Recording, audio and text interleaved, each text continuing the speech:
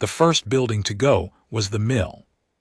Senna heard it before she saw it, a sound not quite like fire, more like the air itself pulling backward before something enormous exhaled. Then the orange light came over the ridge, and the mill's thatched roof bloomed upward in a single bright sheet, and the screaming started in the village square below. She was already moving. 17 years old and still 3 centimeters shorter than the doorframe she ducked through, Senna crossed the refuge hall floor in 4 long strides and threw the beam bar across the main doors. The hall was full, 42 people. She'd counted at sundown, mostly old-timers and children too young for the evacuation route. Her job was simple and absolute. Keep them here, keep the doors sealed, and do not open for anything unless she recognized the voice. What nobody had planned for was 7 of them. The Elder Council's fire plan assumed 3 feral drakes at most, the roaming packs that sometimes drifted down from the Ashen Range when a hard summer dried the highland prey. The 2 bonded war drakes the village kept, Hearn and Coral, were supposed to intercept and push the ferals back up the mountain. Nobody had accounted for a full-scale descent, 7 fire breathers coming down together, driven by hunger into a kind of furious collective intent. Hearn fell in the first 10 minutes. She didn't see it. She heard it, the particular crack of a large wing failing under something heavier landing on it, and then a sound that cut off fast. Coral lasted longer, and she heard that fight through the refuge hall's high window, a series of impacts against the smithy roof, and then a thud against the outer wall that shook dust from the ceiling beams above the children. After that, silence from the village's defenders and the sound of fire spreading. The old stable behind the refuge hall held one creature. He had lived there for 11 months, ever since Elder Vaughn had accepted him as a gift from a river trader who'd wanted to be rid of him and framed the arrangement as a mascot rather than a mount. His right wing had been set badly after a hatching accident, a fall from a clutch shelf before he was a day old, most likely, and the result was a wing that didn't fold quite flush. The leading strut angled out 2 degrees wider than it should, giving him in flight a drift that no amount of training had corrected. He listed and compensated and turned in wide, unpredictable arcs no rider could plan around, which made him useless as a war mount and slightly useful as a distraction, which was the kinder word the village used. The unkinder word was broken. His name was Vreth. The trader had named him that, and the name had stuck. Senna had been feeding him since he arrived, not because anyone asked her to, but because his trough was near the soup line she ran for the refuge hall's midday kitchen, and because she had noticed in the first week that nobody was checking whether he was eating enough. He wasn't. She started adding an extra measure of dried meat to his morning portion, and then the evening portion, and after a month of that, he began to track the sound of her footsteps across the yard. By spring, he would lower his head to her shoulder height when she came in, not submission, not performance, just the acknowledgement of an animal that had decided a person was reliable. She had not told anyone that she could put her hand on his jaw, and he would stand still.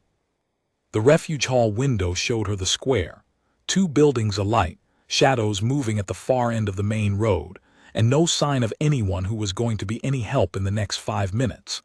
The settlement's hunters had retreated to the North Ridge. Their job in a fire drake incursion was to harry and distract from the high ground, not to fight on open streets. Good strategy for 3 ferals. Completely useless for 7, as the drakes had simply ignored the arrows and continued toward the buildings that smelled like food stores. Senna counted to 10. She put a teenager named Dort in charge of the beam bar, told him not to open it for anyone not named Senna or Emvel the headwoman, and went out the service door at the back. The yard between the refuge hall and the stable was 40 paces of bare dirt she crossed twice a day without noticing. Now, with fire visible over 3 rooftops and smoke layering the dark above her, it felt exposed in a way that made her skin prickle. She covered it at a run, hit the stable door, and forced it open against the beam inside.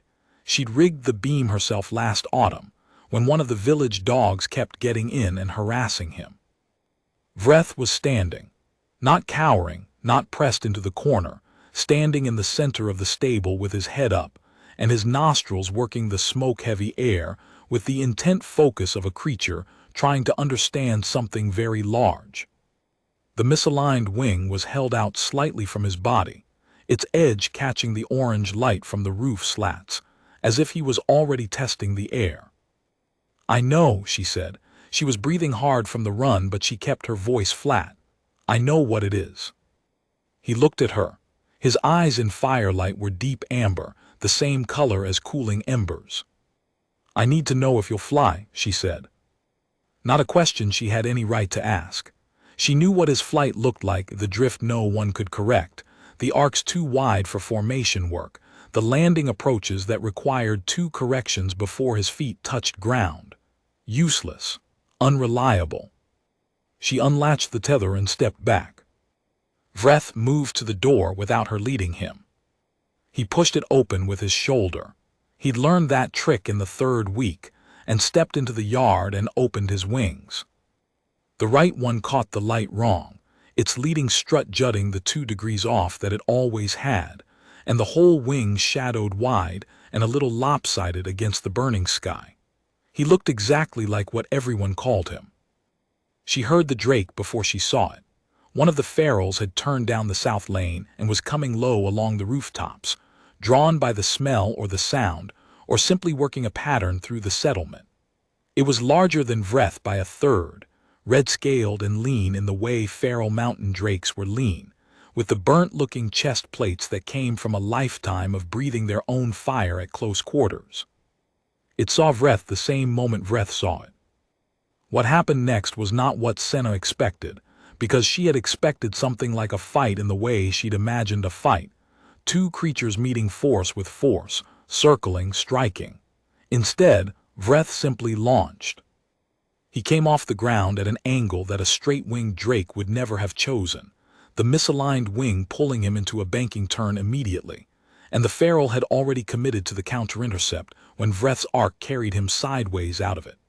The feral overshot. Vreth came around on the outside of the turn, the unpredictable arc that drove his trainers mad, and hit the feral across the neck and shoulder from a direction that the larger drake hadn't tracked at all. They came down together in the square. Hard, the feral scrambled, gained its feet, and Vreth was already airborne again, off the ground in that sideways banked launch, turning in the wide arc that wasn't strategic or trained or anything except the consequence of a wing that had healed wrong. The feral tracked him, lost him in the drift, overcorrected left when Vreth's arc carried him right, took a hit from above, from an angle that came out of the blind spot created by the feral's own turn. Senna understood then what Vreth's flight did to another drake. It was not an error. It was a problem without a solution. You couldn't anticipate where he would be because the drift wasn't rhythmic enough to map. You couldn't intercept because the arcs were wide enough to carry him around any intercept point before you reached it. Everything that made him useless in formation, the unpredictability, the overcorrection, the constant variation in his own flight path, made him, in a one-on-one engagement against a feral with no patience for complex geometry, extremely difficult to catch. 2 more ferals came from the north end of the square. They moved like the coordinated packs drakes became when they hunted, not tactical, not strategic, but mutually reinforcing, the way water finds its level. One high, one low, bracketing. Vreth split between them. She did not understand how he decided to do that. There was a moment where his arcing flight carried him directly into the gap between the 2 closing drakes, and it should have been the worst possible path, and instead he passed through the gap still banking, the wide arc opening even wider, and the 2 ferals caught each other's crossfire. One caught a glancing blow from the other's wing, lost altitude, and came down short of where it intended. Vreth was already past them, and circling in the wide, lopsided way that set her teeth on edge every time she watched him practice. 3 down in the square, none of them dead, all of them on the ground. She lost track of him for 2 minutes that felt much longer. Fire in the north end, smoke thickening, and then a crash from behind the smithy, and a sound that she recognized as a large creature hitting a surface faster than it intended. Then Vreth came back over the roofline from the east, low, the right wing working its particular asymmetric beat. She watched him work the fourth and fifth the same way, not by outfighting them, but by being impossible to fix in space long enough to pin. The fourth ferrule was faster, and she thought for a moment it had him, its jaws snapping shut on empty air a wingspan behind him, and then the arc carried him wide and around, and the angle was wrong again. Senna pressed her back against the refuge-hall wall and stopped thinking of the drift as a flaw. It wasn't a flaw. It was a condition the ferrule couldn't read because there was no pattern to read. Vreth didn't know where he was going to be either, and neither did the drake trying to close the distance. The difference was that Vreth had spent 11 months compensating for a crooked wing, and the ferrules had spent their whole lives chasing prey that flew straight. The sixth came from the west, over the tanner's roof, and hit Vreth a glancing blow that she felt in her own chest when she heard the sound of it.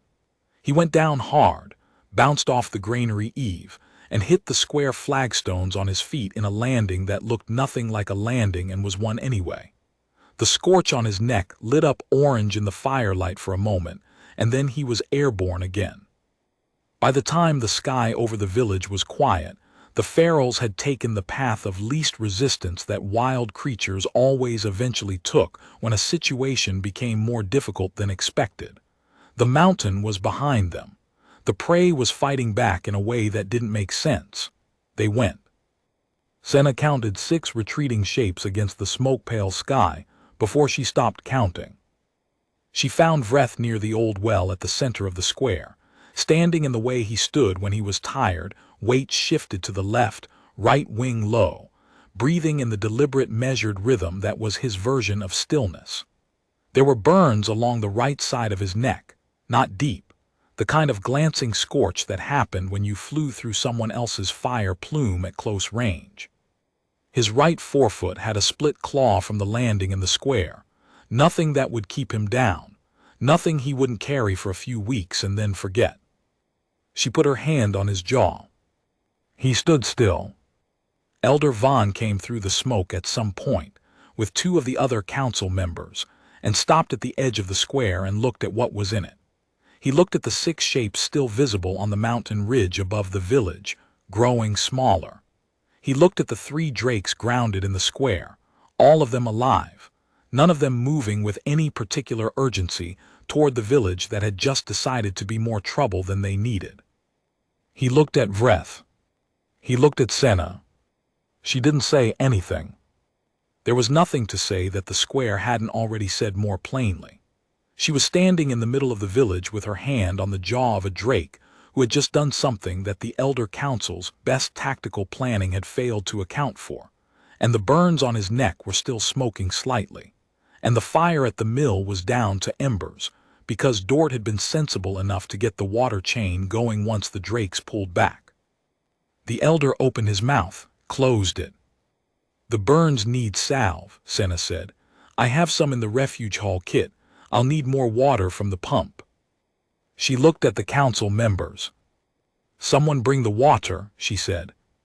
She turned back to Vreth and began examining the burns along his neck with both hands, careful and systematic, the way she'd been doing every morning for 11 months when she checked the trough and the wing, and the general condition of an animal everyone else had decided to stop paying attention to. He held still under her hands with the patience of something that had learned, slowly, what reliable felt like. Behind her, she heard footsteps moving toward the pump.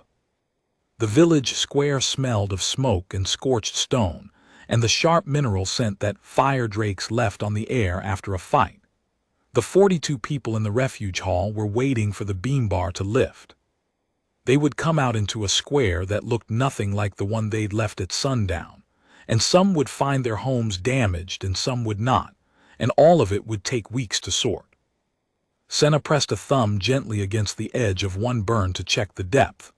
Vreth exhaled, long and slow, the ember-warm air moving past her cheek. She had known, when she unlatched the tether, that she didn't know what would happen. She had known only that she was out of other ideas, and that she trusted the creature she was asking. That was all the calculation she had made. It turned out to be enough.